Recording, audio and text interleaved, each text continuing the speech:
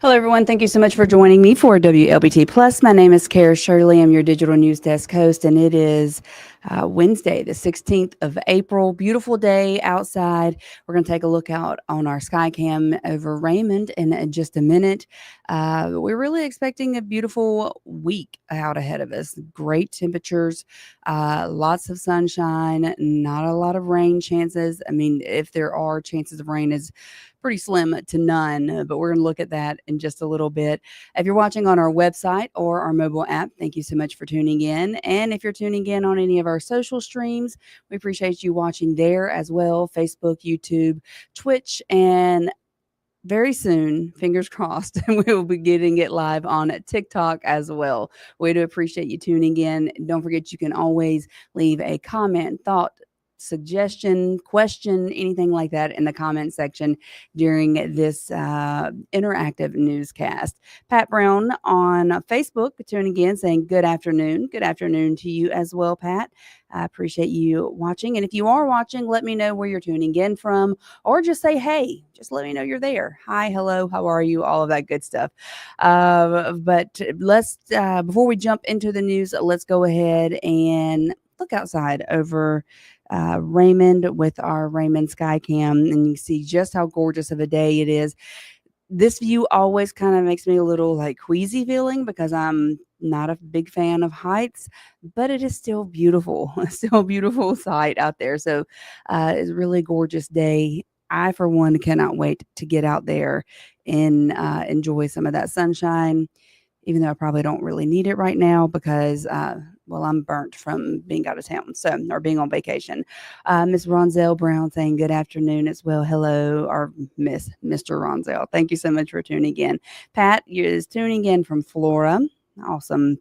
Appreciate you watching, Pat. Let's go ahead. Oh, we got more. We got Britt says, hey, Kara from Kosciuszko. Hello, Britt. And Ronzell is watching from Lexington. All right, guys. Thank you so much for tuning in. I do appreciate it very, very much.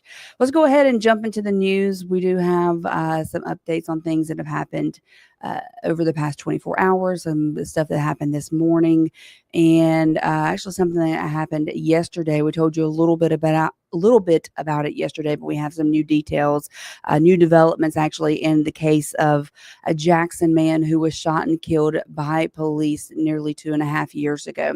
So a Hinds County grand jury has indicted the two officers who worked for the Capitol Police Department at the time that this shooting happened.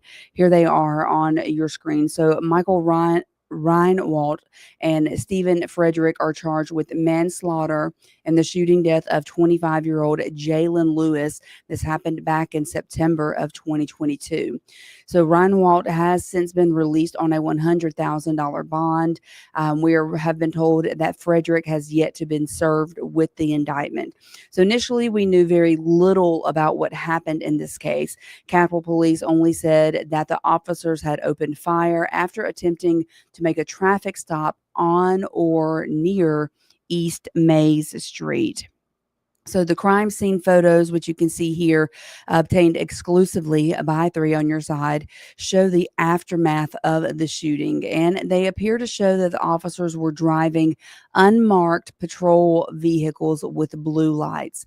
So Reinwald is also facing 2 counts of aggravated assault for shooting and injuring 2 people in August of 2022, the month before the Jalen Lewis shooting.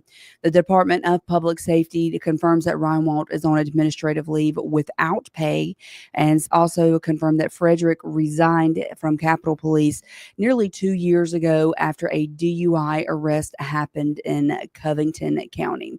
We'll continue to follow this and bring you all of the updates as we receive them. Looking back over here in our chats, move something out of the way. Here we go. Jeremy is tuning in from Vicksburg. Hey, Jeremy. Linda tuning in all the way from the Gulf Coast. Thanks for watching, Linda. Miss Rosie is in Greenville, Mississippi, and Buddy is watching from Philadelphia. I used to live not that far from Philadelphia, really not that far from Philadelphia now, just a little bit further. But thank you all so much for watching.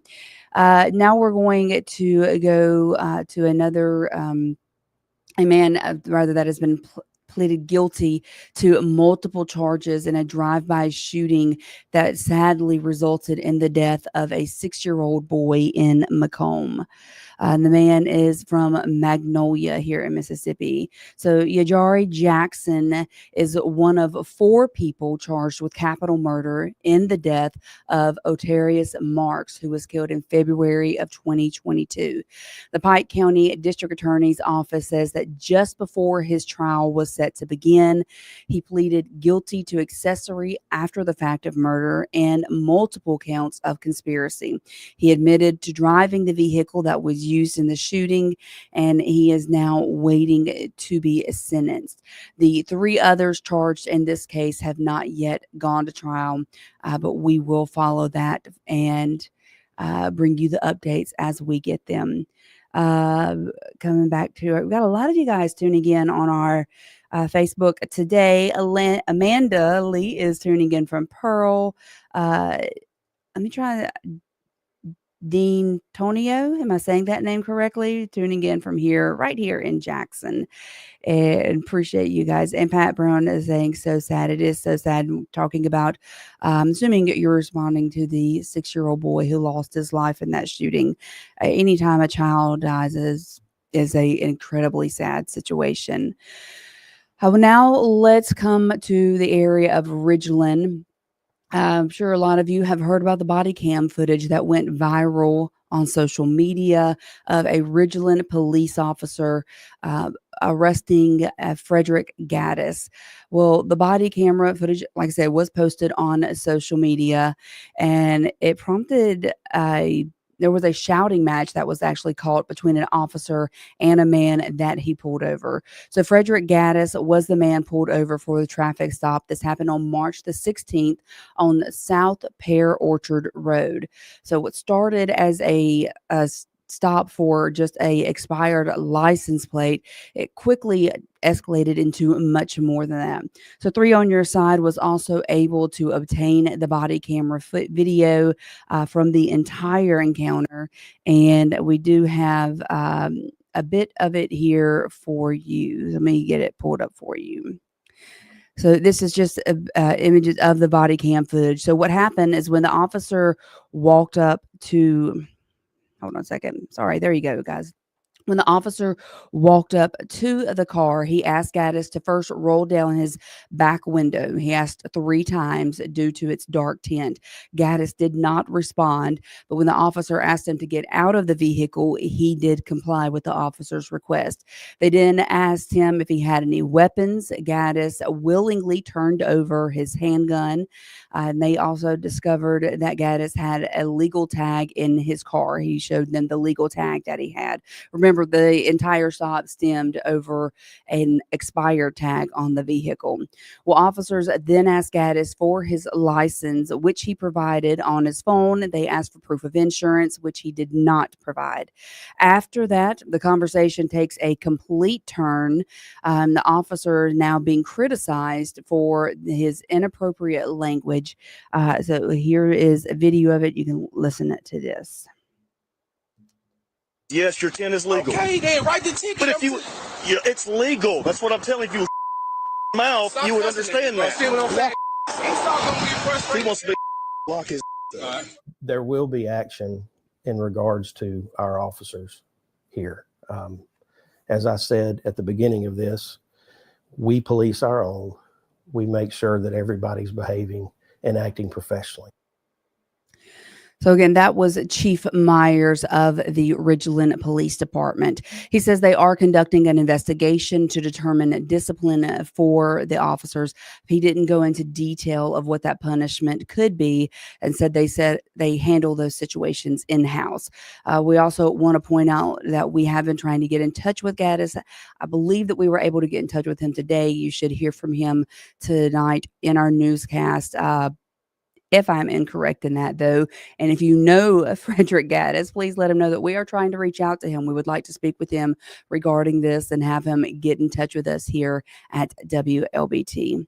And there was a man and that was arrested during a drug bust at the Jackson Airport. This actually happened yesterday. So according to the Rankin County Sheriff's Department, narcotics investigators with the Rankin County and officers from the Jackson Municipal Airport Authority received information regarding a passenger on an inbound flight. This is the passenger there along with the drugs that were recovered. So around 12:13 p.m., federal and law enforcement officers conducted a K-9 search of packages that were being offloaded from an airplane.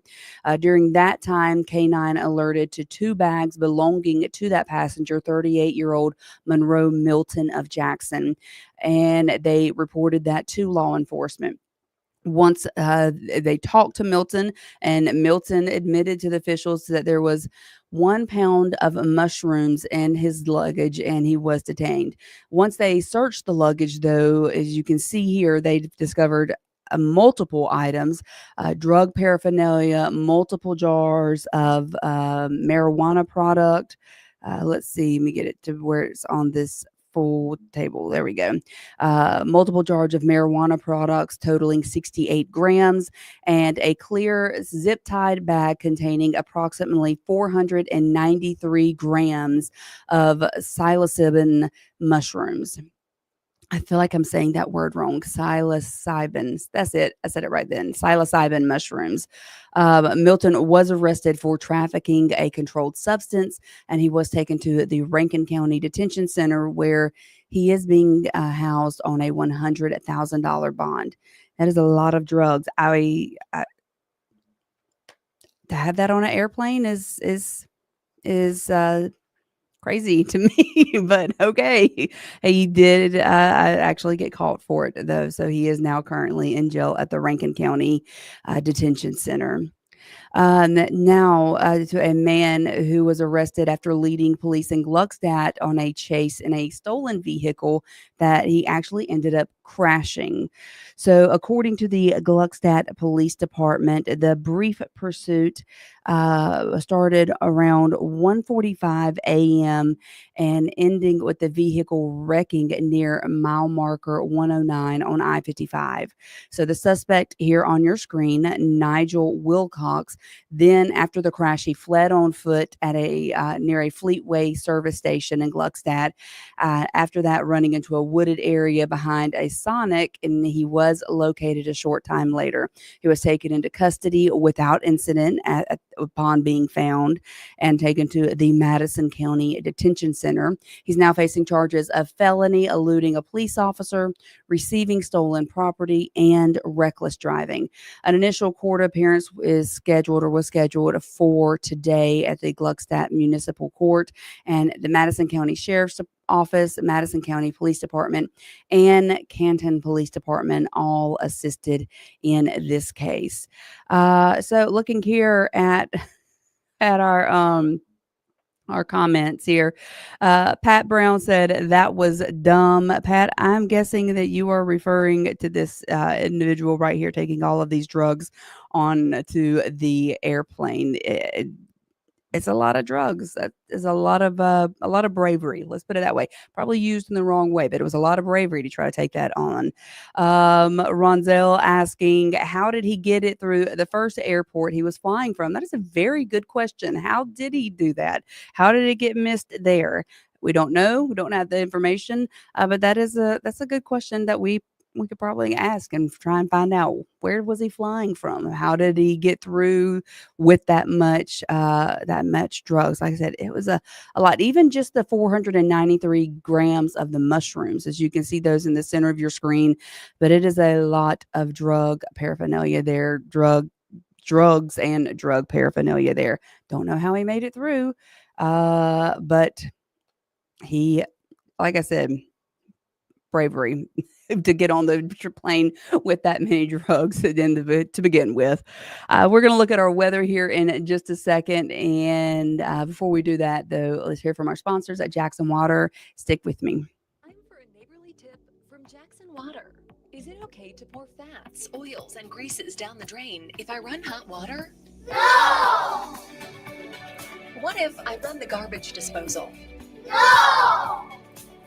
How about if I use dish soap at the same time? No!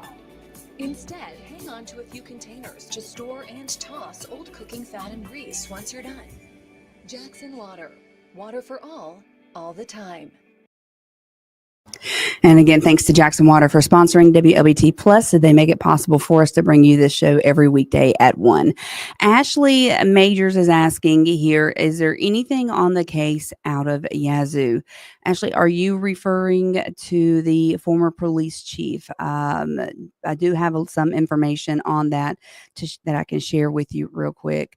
Here we go. If this is what you're asking about, so this is James Winstead. He was the former police chief in Yazoo City, has now been charged with murder.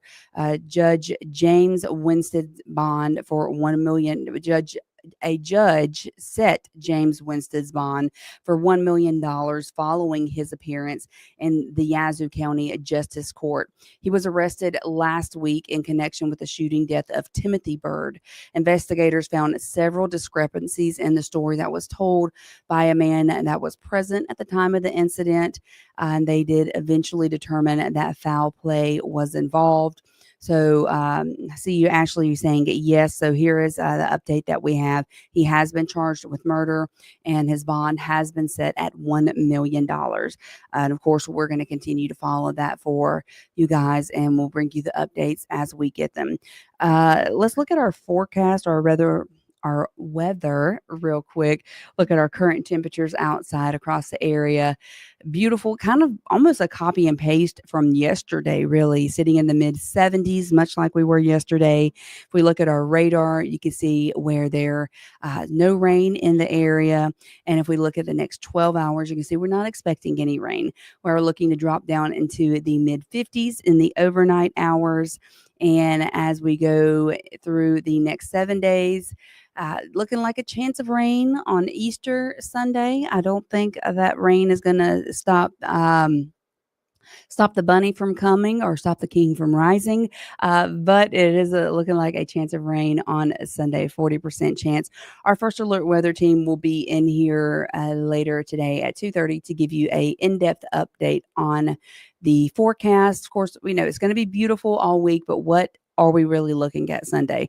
We will obviously know a lot more the closer we get to Sunday, but they'll be able to tell you more about it in a much more eloquent way than I can. Now, we're going to turn to a segment that we are doing here at WLBT called Fight the Blight, where we are working with citizens of Jackson to try and highlight blighted communities, blighted areas within our community, to try to get those areas of blight cleaned up and make Jackson a better place for all.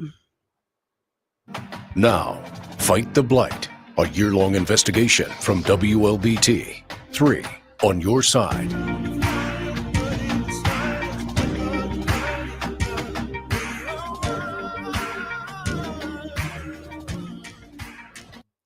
So some South Jackson homeowners want the city to get tough on contractors who they believe are responsible for numerous dump sites in their neighborhoods. That's a problem that one resident says is destroying the value of her property.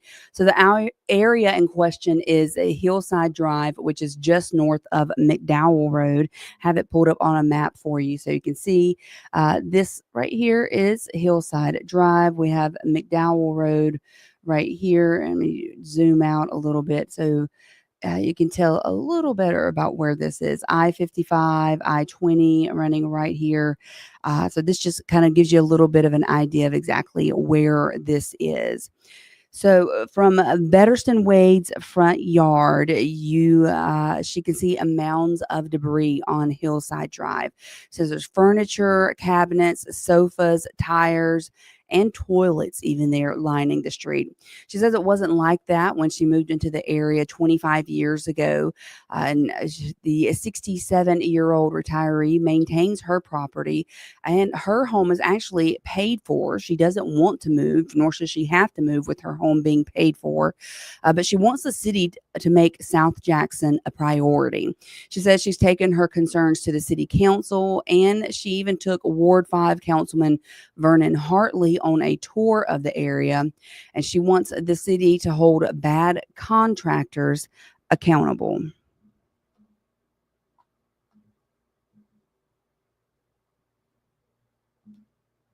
Contractors, they should get on contractors who own business and they do that type of work.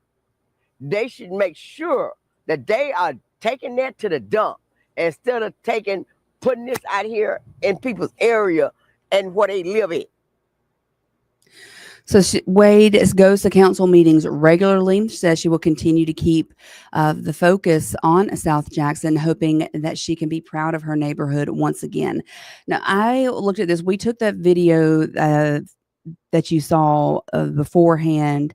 Let me get it pulled back up for you guys here, just to show you the trash here. So, I mean, you see this trash here on the street. We took this video on yesterday. Well, I went to Google Maps because I wanted to look at what did it look like at the time that Google Maps went there, because they do the street view level that you can see. Well, the street view level was taken in 2022, and here, let me get this for you. So the street view level was done in 2022. So this is one of the main areas of where the trash and everything is. And I just want to point out, this is, again, from 2022.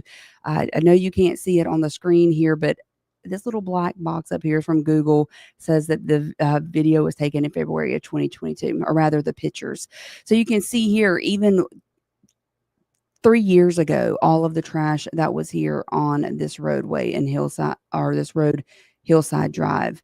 Just look at that trash that is all over. And you see here, I mean, it's like there's a couch there, bags of trash, tires everywhere. It's been an ongoing problem, as you can see, just from the proof of this. The videos that we took yesterday compared to this Google image that came from 2022, it has been an ongoing problem. And I am hoping that the city can get this under control and get out there and get it cleaned up. It does appear that some of it has been cleaned up from the videos that we took yesterday. But if it's an ongoing problem, something that needs to happen, possibly put a camera out there. This is a hot spot of area of people dumping. If this is continuing to be an issue, put a camera out there, try to catch somebody, do something. But hopefully, like we said, the city can fix this issue and keep it from happening.